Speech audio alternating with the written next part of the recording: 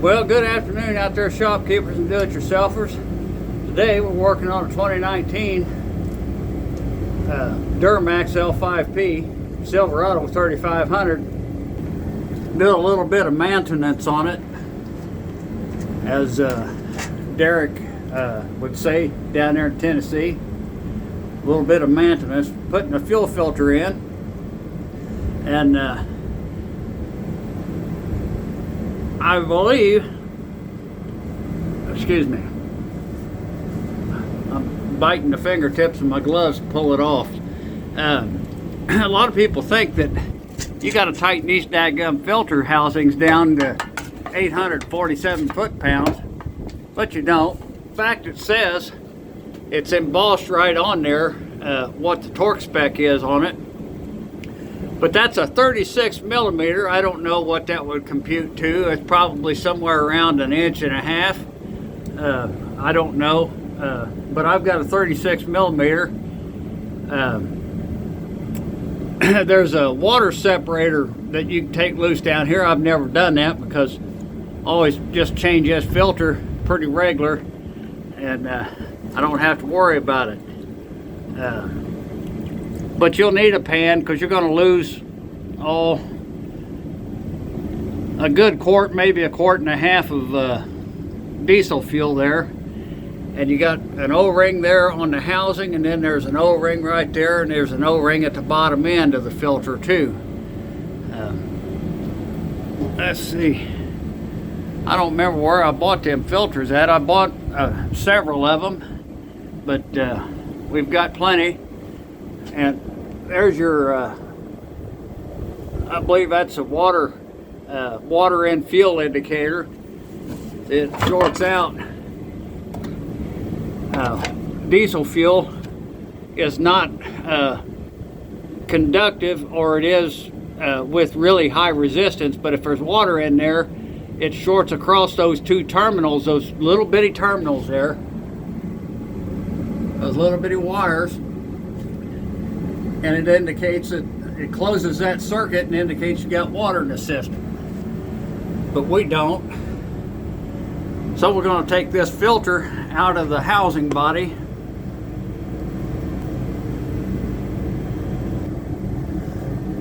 Now you can see down in there, there's a little bit of metal shavings in there. I'm going to spray that out with brake cleaner. I use that. They're not a sponsor, but if they'd write me a check, I'd cash it, because they seem to cash mine with no problem. I can't do this without a third hand. Yeah, I got that sprayed out, and you know, make sure that your inner filter cone is in there, and then you got an O-ring right there. And I'm gonna just touch some diesel fuel and wrap wipe around that O-ring there and up here, so it doesn't go in dry and you might roll it. You don't want to roll your seal. And you want to keep that clean, obviously. Your diesel fuel system is, I got a little bit of dirt on it from my glove, but that's okay.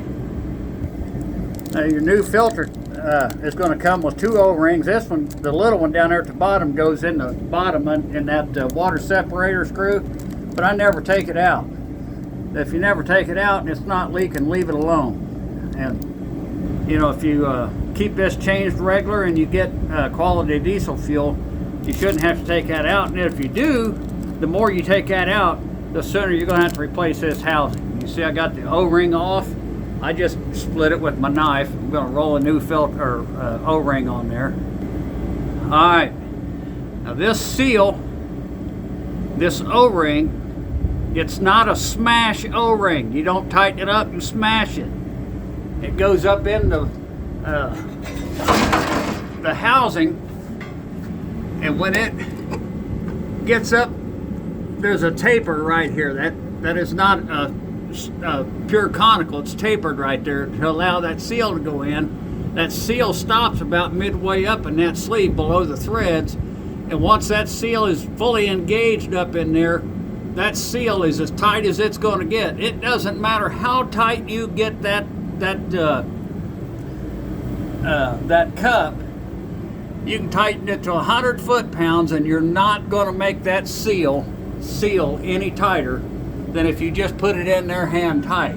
But it has to be up in there tight enough to engage the seal up there and the one down there at the bottom. Right there's the torque specs on this cap, or this cup, whatever you want to call it. It's 25 plus 5 Newton meters. I really don't know what that is. German torque specs, good and tight. That's all it needs to be, just good and tight. If you got to get a 1/2 inch breaker bar with a cheater pipe on it to get it loose, you got it too tight. Now you can watch as I'm tightening that up. That seal is already